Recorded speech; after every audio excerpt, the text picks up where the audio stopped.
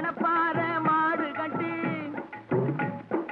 மாயவரம் ஏறு பூட்டி மணப்பாறை மாடு கட்டி மாயவரம் ஏறு பூட்டி வயக்காட்ட உழுது போடு சின்ன கண்ணு பசும் தழைய போட்டு பாடுபடு செல்ல கண்ணு ஆத்தூரு கிச்சடி சம்பா ஆத்தூரு கிச்சடி சம்பா பார்த்து வாங்கி வித விதைக்கு ஆத்தூரு கிச்சடி சம்பா பார்த்து வாங்கி வித விதைக்கு நாட்டை பறிச்சு நட்டு போடு சின்ன கண்ணு தண்ணிய ஏத்தம் புடிச்சு இறச்சி போடு செல்ல கண்ணு நாட்டை பறிச்சு நட்டு போடு சின்ன கண்ணு தண்ணிய ஏத்தம் புடிச்சு இறச்சி போடு செல்ல கண்ணு கருத நல்லா விளைய வச்சு மருத சில்லாட வச்சு கருத நல்லா விளைய வச்சு மருத சில்லாட வச்சு அறுத்து போடு களத்து மேட்டில சின்ன கண்ணு நல்லா அடிச்சு தூசி அளந்து போடு செல்ல கண்ணு பொதிய ஏற்று வண்டியில பொள்ளாச்சி சந்தையிலே பொதிய ஏற்று வண்டியில பொள்ளாச்சி சந்தையிலே விருதுநகர் வியாபாரிக்கு சின்ன கண்ணு. வேளாண் பெருமக்களுக்கு அன்பு வணக்கம். இன்றைய பொன்விளையும் பூமி நிகழ்ச்சியில் முதலில் வருவது வேளாண் செய்திகள், வேளாண் ஆலோசனை நேரம், வேளாண் சந்தை நிலவரம், வேளாண் வானிலை மற்றும் வேளாண் தொழில்நுட்பம். இன்றைய வேளாண் தொழில்நுட்ப பகுதியில் வெண்பன்றி வளர்ப்பு குறித்து தஞ்சாவூர் மாவட்டம் ஒரத்தநாடு கால்நடை மருத்துவக் கல்லூரி மற்றும் ஆராய்ச்சி நிலைய உதவி பேராசிரியர் திரு பி சிலம்பரசன் அவர்கள் தரும் தகவல்கள். இனி தொடர்வது வேளாண் செய்திகள். வேளாண் பெருமக்களுக்கு அன்பு வணக்கம். வணக்கம். வேளாண் செய்திகள். முதலில் வருவது மாத்தி யோசிச்சேங்க. தீவன பயிர் சாகுபடி செய்து பயனடைந்த காஞ்சிபுரம் மாவட்டம் முத்தியால்பேட்டை பகுதியை சேர்ந்த வேளாண்மையாளர் எம் தேவி அவர்கள் தரும் செய்திகள். வேளாண் ஆலோசனை நேரத்தில் கோயம்புத்தூர் தமிழ்நாடு வேளாண்மை பல்கலைக்கழகம் வழங்கும் வேளாண் மண்டலங்களுக்கான வேளாண் அறிவிக்கை மற்றும் இன்றைய தாவர பகுதியில் திருநீற்று பச்சிலை தகவல் நேரம். இன்றைய தகவல் நேரத்தில் தமிழ்நாடு வேளாண்மை பல்கலைக்கழக தகவல் மற்றும் பயிற்சி மையத்திலிருந்து வந்துள்ள பயிற்சி குறித்த அறிவிப்பு. இன்றைய வேளாண் சந்தையில் வேளாண் ஒழுங்குமுறை விற்பனை கூடங்களில் வேளாண் விளைபொருட்களின் விலை நிலவரம். வேலூர் மாவட்டம் வாணியம்பாடி உழவர் சந்தையில் காய்கறிகளின் இன்றைய விலை நிலவரம். ஈரோடு மாவட்டம் சத்தியமங்கலம் மலர் சந்தையில் வணிக மலர்களின் இன்றைய விலை நிலவரம். தமிழ்நாடு பட்டுக்கூடு மற்றும் கச்சாப்பட்டு நூலின் இன்றைய விலை நிலவரம். வேளாண் வானிலையில் மாநிலத்தின் சராசரி வானிலை அறிவிக்கை. உழவர் மற்றும் மீனவர்களுக்கான வானிலை முன்னறிவிப்பு. விரிவான செய்திகள். மாத்தி யோசிச்சேங்க. தீவன பயிரானது கால்நடைகளுக்கு தேவையான ஊட்டச்சத்துக்களை அதிகரிக்கவும் கால்நடைகளில் பால் உற்பத்தியை அதிகரிக்கவும் பயன்படுகிறது. அந்த வகையில் தீவன பயிர் சாகுபடி செய்து பயனடைந்த காஞ்சிபுரம் மாவட்டம் முத்தியால்பேட்டை பகுதியை சேர்ந்த வேளாண்மையாளர் எம் தேவி அவர்கள் தரும் செய்திகள்.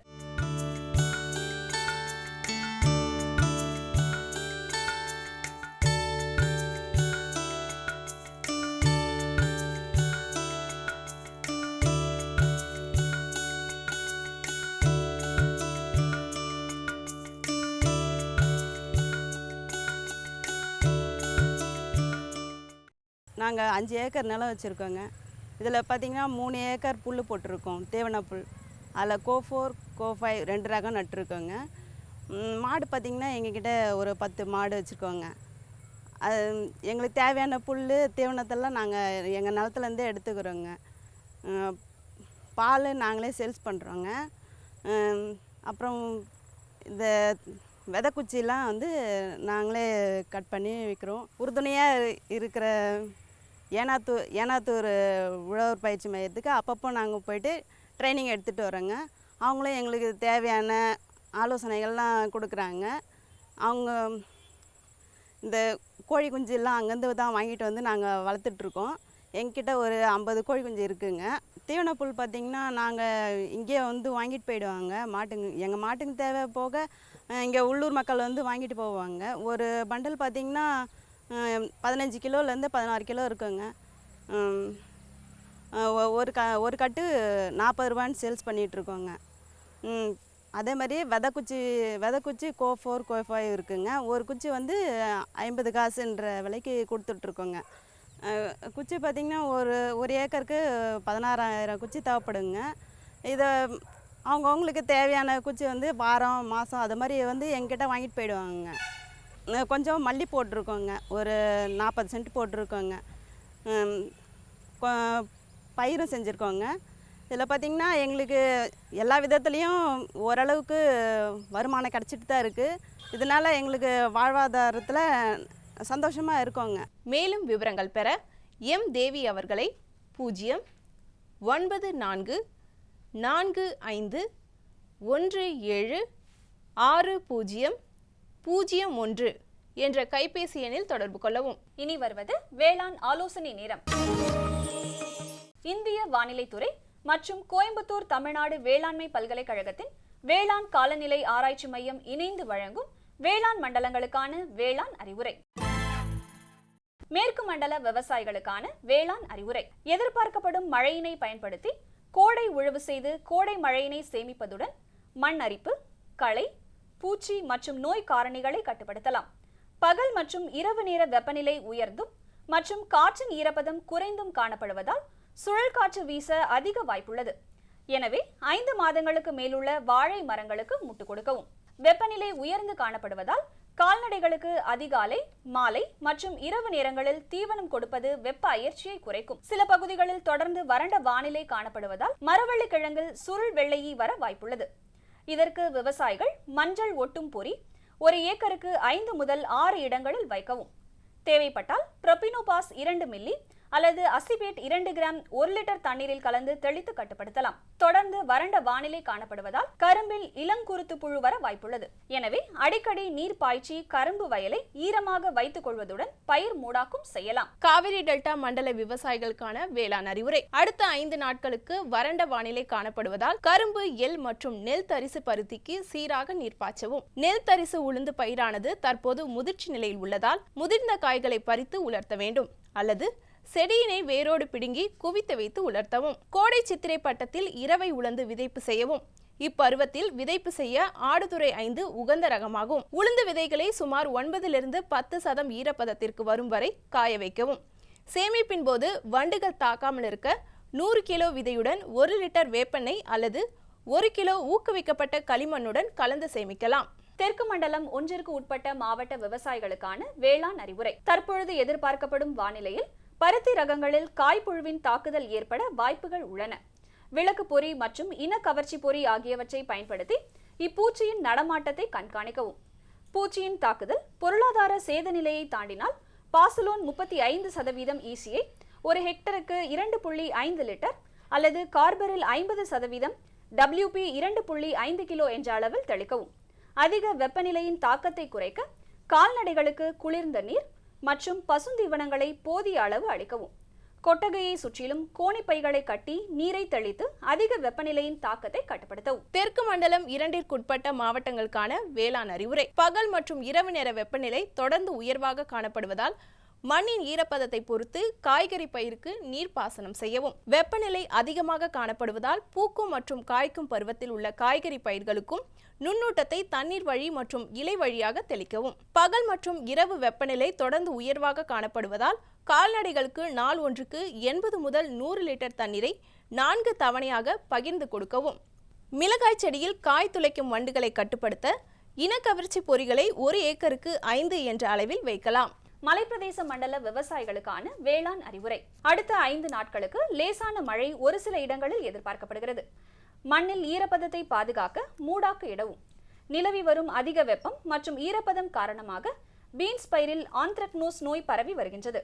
இதனை கட்டுப்படுத்த கார்பன் டெசிம் மருந்தை 1 லிட்டர் தண்ணீருக்கு 2 கிராம் என்ற அளவில் பயிரின் மீது தெளிக்கவும். பெய்துள்ள மற்றும் வரக்கூடிய லேசான மழையை பயன்படுத்தி பழவகை மரக்கன்றுகளை நடவு செய்ய குழி தோண்டி 1 மாத காலம் ஆறவிடவும். வடமேற்கு மண்டல விவசாயிகளுக்கான வேளாண் அறிவுரை. பகல் வெப்பம் குறைவதற்கான வாய்ப்புகள் குறைவு. இரவு வெப்பம் குறைந்தபட்சமாக 27 டிகிரி செல்சியத்திற்கும் குறைவாக செல்லும் வாய்ப்பு இல்லாததால் கோழிகளில் வெப்ப அயற்சி அதிகமாக காணப்படும். தீவன எடுப்பு மிக குறைவாக காணப்படும் காலமாக உள்ளது. இதனால் ஏற்படும் முட்டை உற்பத்தி பாதிப்பு, முட்டை எடை குறைவு மற்றும் கோழிகள் இறப்பு ஆகியவற்றை தவிர்க்க தீவனத்தில் எலக்ட்ரோலைட் எனப்படும் தாது உப்புக்கள் கலவை, அமினோ அமிலங்கள் ஆகியவற்றை சேர்ப்பதுடன் குளிர்ந்த குடிநீர் அளித்தல், பகலில் தீவனமிடுவதை தவிர்த்தல், தரமான தீவன மூலப்பொருட்களை கொண்டு தயாரித்த தீவனம் அளித்தல் போன்ற மேலாண்மை முறைகளுடன் கடைபிடிக்க வேண்டும். தற்பொழுது மரவள்ளி நடவு செய்ய உள்ள விவசாயிகள் 1 லிட்டர் தண்ணீருக்கு 5 கிராம் பொட்டாசியம் குளோரைட், 5 கிராம் துத்தநாக சல்பேட் மற்றும் 5 கிராம் இரும்பு சல்பேட் கலந்த கரைசலில் விதை கரணைகளை 20 நிமிடங்கள் நனைத்து பின்பு நடவு செய்யுமாறு அறிவுறுத்தப்படுகிறார்கள். வடகிழக்கு மண்டல விவசாயிகளுக்கான வேளாண் அறிவுரை. கோழி பண்ணைகளில் தீவன தொட்டியை காலை 10 மணி முதல் மாலை 5 மணி வரை உயர்த்தி வைப்பதால் வெப்ப தாக்கத்தை குறைக்கலாம். மேலும் குடிநீரில் தாது உப்புக்கள் மற்றும் பி காம்ப்ளெக்ஸ் வைட்டமின் கலப்பதால் வெப்ப அயற்சியிலிருந்து பாதுகாக்கலாம். வெயில் அதிகமான பகல் நேரங்களில் கறவை மாடுகளின் மேல் தண்ணீர் தெளித்து அதன் வெப்பத்தை தணிப்பதன் மூலம் பால் உற்பத்தி குறையாமல் பாதுகாக்கலாம். கால்நடைகளை வெப்பம் அதிகமாயிருக்கும் மதிய வேளையில் மேய்ச்சலுக்கு அனுப்பாமல் குளிர்ந்த குடிநீர் மற்றும் நிழல் அளிப்பதன் மூலம் வெப்ப தாக்கத்திலிருந்து கால்நடைகளை பாதுகாக்கலாம். அதிக மழை பெறும் மண்டலத்திற்கான வேளாண் அறிவுரை. எதிர்வரும் நாட்களில் அதிக வெப்பநிலையும் குறைந்த ஈரப்பதம் கூடிய வறண்ட வானிலை நிலவுவதால் நடவு செய்யப்பட்ட பழவகை மற்றும் தோட்டக்கலை பயிர்களுக்கு நீர் பாய்ச்சவும். நாற்றாங்காலில் பாலத்தின் பைகளில் வைக்கப்பட்டுள்ள தண்டு பதியன்களுக்கு தேவைக்கேற்ப தண்ணீர் ஊற்ற வேண்டும். தென்னை மரத்தில் 1.8 மீட்டர் சுற்றளவில் 10 சென்டிமீட்டர் உயரத்தில் தென்னை நார் கழிவுகளை இடவும். தொடரும் வேளாண் ஆலோசனை நேரத்தில் இன்றைய தாவர பகுதியில் திருநீற்று பச்சிலை. திருநீற்று பச்சிலையின் சாகுபடி குறிப்புகளை இங்கு காண்போம். பயிரிட ஏற்ற ரகங்கள்: ஐரோப்பிய வகை, ரீயூனியன் வகை, சின்னமேட் வகை, யூஜினால். பயிரிட ஏற்ற மண்: இயற்கை வளம் மிகுந்த வடிகால் வசதியுடன் கூடிய மண் வகைகளில் நன்கு வளரும். பயிரிட ஏற்ற தட்பவெப்பநிலை: சமவெளியில் வெப்பம் அதிகமான பகுதிகளிலும் நன்கு வளரும். பயிரிட ஏற்ற பருவம்: திருநீற்று பச்சிலையை மார்ச் முதல் ஏப்ரல் மாதங்களில் நடவு செய்யலாம். அறுவடை: நாற்றுகளை நட்ட 3வது மாதத்திலிருந்து இலைகளை அறுவடை செய்யலாம். ஒரு ஆண்டிற்கு 3 அல்லது 4 முறை அறுவடை செய்யலாம். மகசூல்: ஒரு ஹெக்டருக்கு சுமார் 13 14 டன்கள் வரை மகசூலை பெறலாம். ஆகவே வேளாண்மையாளர்கள் திருநீற்று பச்சிலையை பயிர் செய்து பயனுடையுமாறு கேட்டுக்கொள்ளப்படுகிறார்கள். மேலும் விவரங்கள் பெற agritech.tnau.ac.in என்ற இணையதளத்தை பார்க்கவும். இனி வருவது தகவல் நேரம். இன்றைய தகவல் நேரத்தில் தமிழ்நாடு வேளாண்மை பல்கலைக்கழக தகவல் மற்றும் பயிற்சி மையத்திலிருந்து வந்துள்ள பயிற்சி குறித்த அறிவிப்பு. 26/4/2017 புதன்கிழமை மற்றும் 27/4/2017 வியாழக்கிழமை அன்று சிறுதானிய உணவுகள் தயாரிப்பு மற்றும் மூலிகை சமையல் குறித்த 2 நாள் பயிற்சி நடைபெற உள்ளது. இப்பயிற்சியில் பயிற்சி பற்றிய கையேடு, குறிப்பேடு மற்றும் சான்றிதழ் வழங்கப்படும். விருப்பமுள்ளவர்கள் இப்பயிற்சியில் கலந்து கொண்டு பயன்பெறுமாறு கேட்டுக்கொள்ளப்படுகிறார்கள். மேலும் விவரங்கள் பெற தொடர்பு கொள்ள வேண்டிய முகவரி: பேராசிரியர் மற்றும் தலைவர், தமிழ்நாடு வேளாண்மை பல்கலைக்கழக தகவல் மற்றும் பயிற்சி மையம், எண் U30, 10வது தெரு, அண்ணா நகர், சென்னை 6,40,000. தொடர்பு கொள்ள வேண்டிய தொலைபேசி எண் 044 26 26 34 84. விளம்பர இடைவேளைக்கு பிறகு வேளாண் செய்திகள் தொடரும்.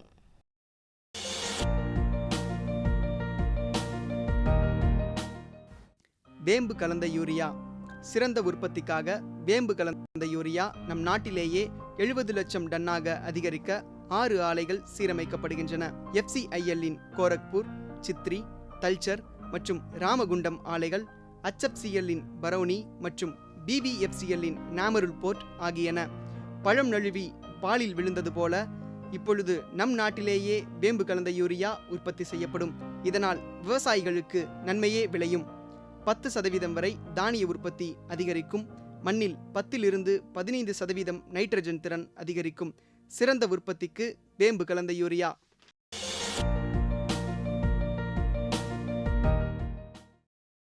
இனி வருவது வேளாண் சந்தை.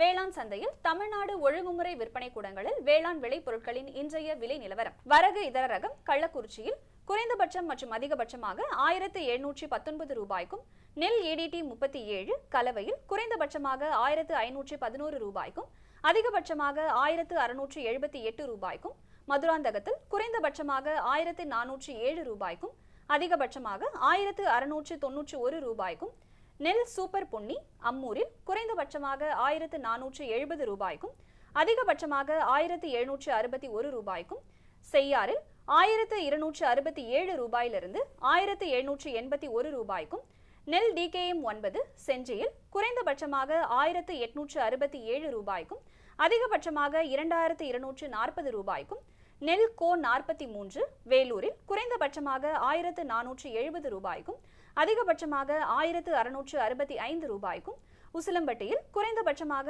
1600 ரூபாய்க்கும் அதிகபட்சமாக 1700 ரூபாய்க்கும், கேழ்வரகு சிவப்பு செஞ்சியில் குறைந்தபட்சமாக 2676 ரூபாய்க்கும் அதிகபட்சமாக 2956 ரூபாய்க்கும், புளி இதர ரகம் வேலூரில் குறைந்தபட்சம் மற்றும் அதிகபட்சமாக 6110 ரூபாய்க்கும், மணிலா இதர ரகம் செய்யாறில் குறைந்தபட்சமாக 6424 ரூபாய்க்கும் அதிகபட்சமாக 7595 ரூபாய்க்கும், ஆரணியில் குறைந்தபட்சம் மற்றும் அதிகபட்சமாக 6765 ரூபாய்க்கும், கருப்பு உளுந்து இதர ரகம் ஆரணியில் குறைந்தபட்சம் மற்றும் அதிகபட்சமாக 6149 ரூபாய்க்கும், செஞ்சியில் குறைந்தபட்சமாக 4419 ரூபாய்க்கும் அதிகபட்சமாக 6609 ரூபாய்க்கும், மஞ்சள் கிழங்கு ஈரோட்டில் குறைந்தபட்சமாக 5346 ரூபாய்க்கும் அதிகபட்சமாக 7091 ரூபாய்க்கும், பெருந்துறையில் குறைந்தபட்சமாக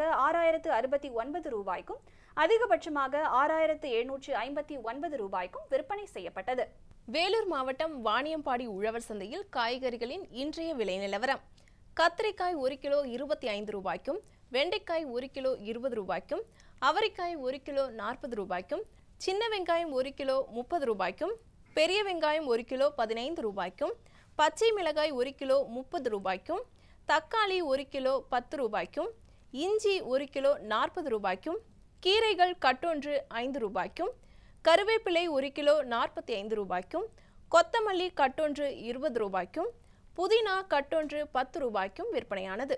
ஈரோடு மாவட்டம் சத்தியமங்கலம் மலர் சந்தையில் வணிக மலர்களின் இன்றைய விலை நிலவரம். கத்தரி ரோஸ் 20 பூக்களை கொண்ட ஒரு பாக்கெட்டின் விலை 40 ரூபாய்க்கும், மல்லிகை 1 கிலோ 310 ரூபாய்க்கும், முல்லை 1 கிலோ 240 ரூபாய்க்கும், கனகாம்பரம் 1 கிலோ 220 ரூபாய்க்கும், செண்டு மல்லி 1 கிலோ 20 ரூபாய்க்கும், பட்டன் ரோஸ் 1 கிலோ 160 ரூபாய்க்கும், துளசி 1 கிலோ 100 ரூபாய்க்கும், சம்பங்கி 1 கிலோ 100 ரூபாய்க்கும், அரளி 1 கிலோ 180 ரூபாய்க்கும், சாமந்தி 1 கிலோ 250 ரூபாய்க்கும், காக்கடா 1 கிலோ 300 ரூபாய்க்கும், கோழி கொண்டைப்பூ 1 கிலோ 60 ரூபாய்க்கும் விற்பனை செய்யப்பட்டது.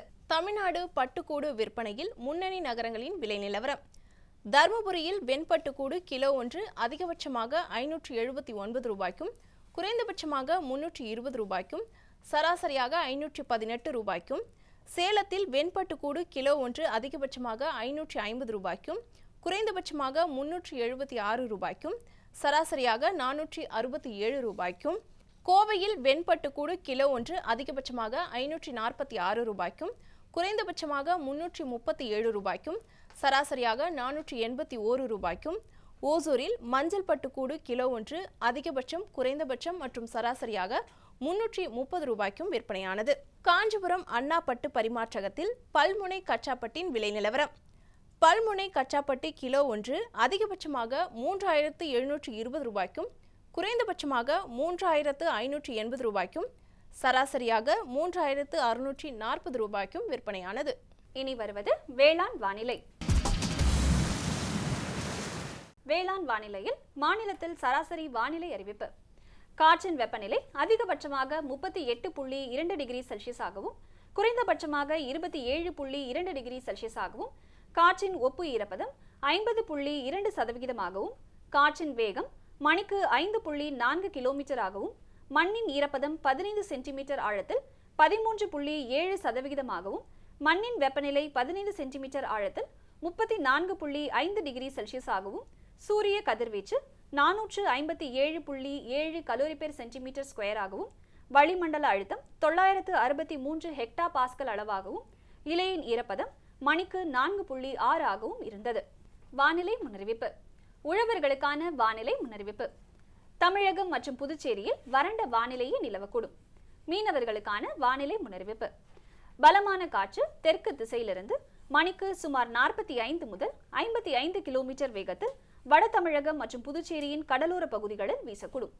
பலமான காற்று தென்மேற்கு திசையிலிருந்து மணிக்கு சுமார் 45 முதல் 55 கிலோமீட்டர் வேகத்தில் தென் தமிழகத்தின் கடலோர பகுதிகளில் வீசக்கூடும். இத்துடன் இன்றைய வேளாண் செய்திகள் நிறைவடைகிறது. வணக்கம். மீண்டும் நாளைய வேளாண் செய்திகள் நிகழ்ச்சியில் சந்திப்போம். நன்றி, வணக்கம். சரிங்க சரிங்க.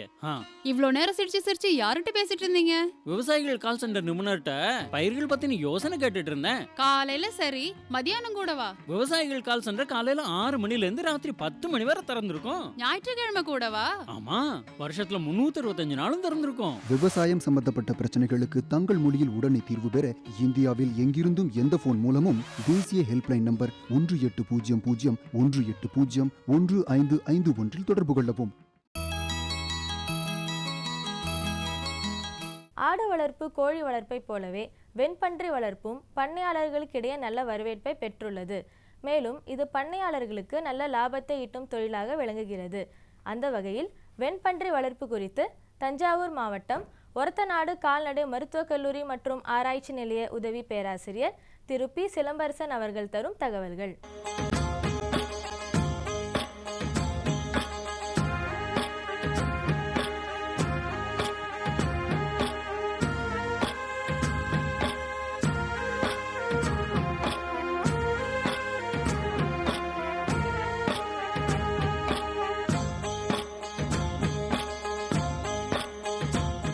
வெண்பன்றி வளர்ப்பானது ஒரு நல்ல தொழில், நல்ல ஒரு லாபகரமான தொழிலாக இருக்கும். ஆனால் மக்களிடையே மடித்தட்டு மக்கள் வளர்க்கும் தொழிலாக மட்டுமே அவர்கள் பார்க்கிறார்கள். ஆனால் அப்படி பார்ப்பதால் அவர்களுடைய அதாவது கேவலமான வளர்க்குறாங்கங்கிறது மாதிரி ஒரு எண்ணங்கள் இருக்குது. அதை வந்து கட்டாயம் இருக்கணும். இது ஃபுல்லாக வெண்பன்றி. இதில் நாங்கள் அடர் தீவனம் மட்டும்தான் போட்டு வளர்க்குறோம். அதோடு இல்லாமல் இது வேற எந்த கழிவுகளும் சாப்பிட்றதில்ல. இந்த வெண்பன்றி பார்த்தீங்கன்னா, ஏன் வெண்பன்றி கறக்கிறோம், நாட்டுப்பன்றி வளர்க்கலன்னா, நாட்டுப்பன்றியுடைய எண்ணிக்கை அது மிகவும் குறைவு. அதனுடைய குட்டிகளுடைய எண்ணிக்கை மிகவும் குறைவு. அதோட மட்டுமல்லாமல் இறைச்சி மாற்றும் திறனும் மிகவும் குறைவு. ஆனால் இந்த வெண்பன்றியானது லார்ஜ் ஒயிட் யார்க்ஷயர், அதாவது இது இங்கிலாந்திலிருந்து வரப்பட்ட ஒரு பன்றி இனம். இந்த லார்ஜ் ஒயிட் யார்க்ஷயருங்கிற இந்த பன்னி பார்த்தீங்கன்னா இருக்கிறதுலே 200 to 300 கிலோ வரைக்கும் இருக்கும். இதனுடைய இது என்னன்னா பார்த்தீங்கன்னா, இதனோட குட்டி போடும் திறன் பார்த்தீங்கன்னா 14 குட்டி வரைக்கும் போடும். வருஷத்துக்கு 2 முறை குட்டி போடும். அந்த 2 முறை குட்டி போடும் பார்த்தீங்கன்னா மொத்தமாக 15 to 20 குட்டி கட்டாயம் இது இருக்கும். அதனால தான் இந்த வெண்பன்றி பார்த்தீங்கன்னா இது இருக்கும். அதோட இறைச்சி மாற்றும் திறன் 5-6 மாசத்துல பார்த்தீங்கன்னா 100 கிலோ வரைக்கும் வரும். அதனால் இந்த இறைச்சி இது என்னன்னா நம்ம தட்பவெப்ப சூழ்நிலைக்கு நல்லா பழகிறதுனால இந்த லார்ஜ் ஒயிட் யார்க்ஷயருங்கிற இனத்தை இந்தியா ஃபுல்லாகவும் நம்ம பயன்படுத்துகிறோம். சரிங்களா? இது இறைச்சிக்காக வளர்க்குறோம்னா இந்த குட்டி பார்த்தீங்கன்னா 3 மாதம் வரைக்கும் அடர் தீவனம் வரைக்கும் போட்டு வளர்க்கணும். அதுக்கு பிறகு கால்நடை அதாவது கழிவுகள் மரபுசாரா தீவனங்கள் இருப்பாங்க. அந்த மரபுசாரா தீவனத்தில் பார்த்தீங்கன்னா இந்த ஹாஸ்டல் வேஸ்ட்டு, திருமண மண்டபங்கள் இருக்கிற கழிவுகள், கால்நடை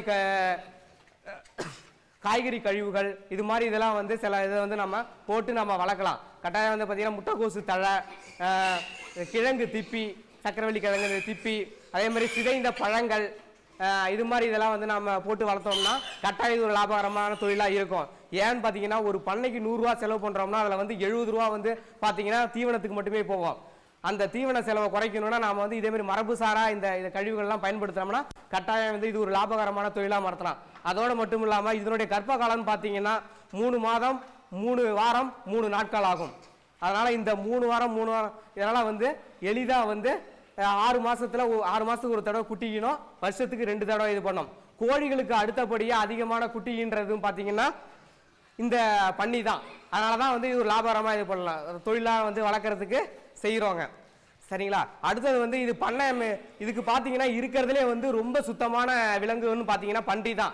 ஏன்னா அதனுடைய கழிவுகளை கட்டாயம் ஓப்பன் அந்த ஏரியாவில் தான் விடும். அதுக்கு என்னன்னா அது படுக்கிற இடத்துல, தீனி நீர் குடிக்கிற இடத்துல கட்டாயம் செய்யாது. இருக்கிறதுலே ரொம்ப அறிவாளியா இன்டெலிஜென்ட் அதில் இருக்கிறது என்னன்னா இந்த வெண்பன்றி தான். அதாவது 10 வருஷம் கழிச்சு ஆனாலும் நம்மளுடைய வாசனையை வச்சு அது ஈஸியாக கண்டுபிடிச்சிடும். அதோட இல்லாமல் அழகாக கதவு திறக்கிறது, தண்ணி குடிக்கிறதுக்காக இந்த நிப்பிள் ட்ரிங்கர்ஸ், ஓகேங்களா, அதெல்லாம் இதை பயன்படுத்துகிறோம். சரிங்களா? இதே மாதிரி இது பண்ணுறதால இது ஒரு நல்ல தொழிலாக பண்ணையாளர்களுக்கு இருக்கும்.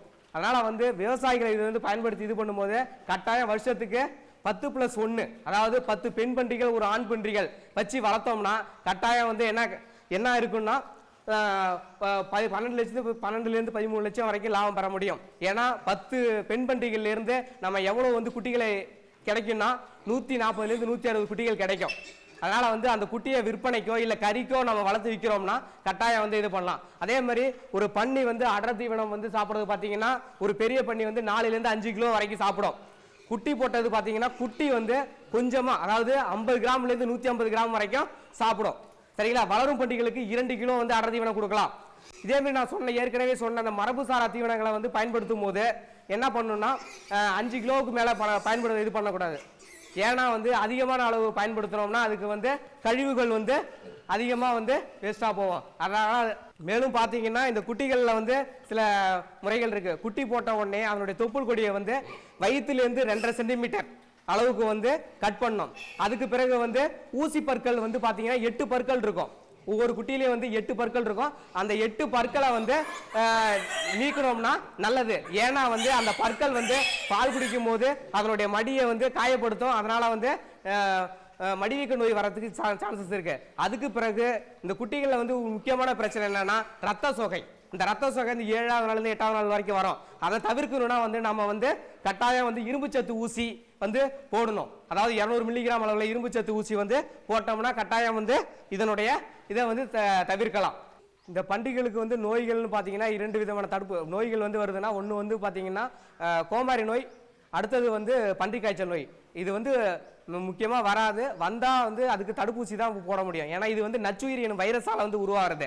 அதாவது கோமாரி நோய்க்குன்னு பார்த்தீங்கன்னா வந்து 4 மாதங்களுக்கு ஒரு முறை போடணும். அதாவது வருடங்களுக்கு 3 முறை வந்து இந்த கோமாரி நோய் தடுப்பூசி போடணும். அதுக்கு அடுத்தது வருடத்திற்கு ஒரு முறை இந்த பன்றி காய்ச்சல் தடுப்பூசி போட்டோம்னா ஒன்றும் பிரச்சனைகள் இருக்காது. அதுக்கு பிறகு வந்து நம்ம வந்து சுத்தமாக வச்சுக்கிட்டோம்னா, இந்த பண்ணையை சுத்தமாக வச்சுக்கிட்டோம்னா வந்து எந்த ஒரு பிரச்சனையும் வராது. அதுக்கு அடுத்தது பார்த்தீங்கன்னா வேலையாள் வந்து இதுக்கு அதிகமாக தேவைப்படாது. வேலையாள் வந்து பார்த்தீங்கன்னா பெண்கள், வீட்டில் இருக்கிற பெண்கள் அவங்க கூட வந்து அவங்க வந்து இது பண்ணிக்கலாம். காலையில் வந்து நல்லா கழுவி விட்டுட்டு எடுத்துட்டு அந்த கழிவுகளை எடுத்துட்டு கழுவி விட்டுட்டு அதாவது அந்த பன்றிகளையும் கழுவி விட்டுட்டு அதுக்கு பிறகு வந்து நம்ம தீவனம் போட்டுட்டு போயிட்டா போதும். அடுத்தது சாயந்தரம் வந்து நாம் அதே மாதிரி செஞ்சோம்னா போதும். அதுக்கு வந்து அதிகப்படியான வேலை நேரமும் இருக்காது. ஓகேங்களா? அதனால வந்து இது வந்து நல்ல ஒரு தொழில்.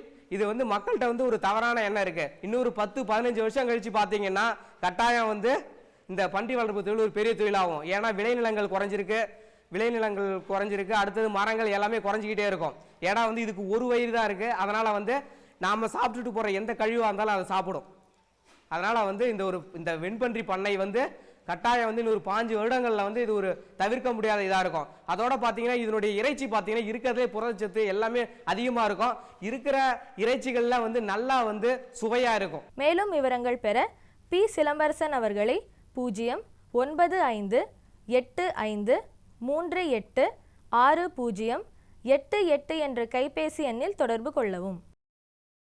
சுகமாய் பரவும் நறுமணத்தில், சுவை எனும் இன்பத் தோட்டத்தில், வளர்ச்சி எனும் பாதையில், மலர்ந்திருக்கும் புன்னகையில், பசுமையான செடிகளில், பெரிய பெரிய வர்த்தகங்களில், தேனீக்களின் ரீங்காரத்தில், மகிழ்ச்சியின் இன்ப ஒலியில். NHM தோட்டக்கலை இயக்கம். எங்கள் விருப்பம் உங்களது புன்னகை. 21/4/2017 வெள்ளிக்கிழமை அன்று பொன்விளையும் பூமி நிகழ்ச்சியில் மாத்தி யோசிச்சேங்க பகுதியில் கோவக்காய் நாற்று உற்பத்தி செய்து பயனடைந்த தேனி மாவட்டம் உத்தமபாளையம் பகுதியை சேர்ந்த வேளாண்மையாளர் திரு பி. ஆனந்த முருகன் அவர்கள் தரும் செய்திகள். வேளாண் ஆலோசனை நேரத்தில் மதுரை, புதுக்கோட்டை, சிவகங்கை, திண்டுக்கல், தேனி மற்றும் ராமநாதபுரம் ஆகிய மாவட்டங்களுக்கான வேளாண் அறிவிக்கை மற்றும் இன்றைய தாவர பகுதியில் நறுமண பயிரான கடுகு. வேளாண் தொழில்நுட்ப பகுதியில் முருங்கையில் பருவமற்ற காலத்தில் காய்களை தூண்டும் தொழில்நுட்பம் குறித்து தேனி மாவட்டம் காமாட்சிபுரம் சென்டெக்ட் வேளாண் அறிவியல் நிலைய பண்ணை மேலாளர் என். ராஜா அவர்கள் தரும் தகவல்கள் ஆகியன இடம்பெறும். மீண்டும் நாளைய பொன்விளையும் பூமி நிகழ்ச்சியில் சந்திப்போம். நன்றி, வணக்கம்.